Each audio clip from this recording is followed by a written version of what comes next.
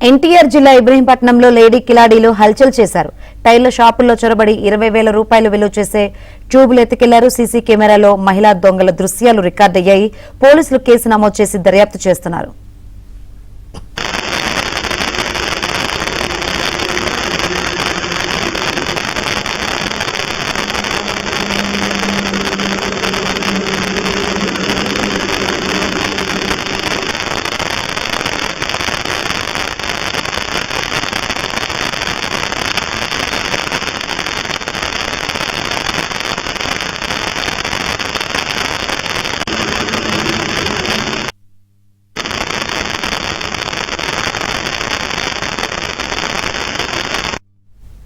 ఎన్టీఆర్ జిల్లా ఇబ్రహీంపట్నంలో లేడీ కిలాడీలు హల్చల్ చేశారు.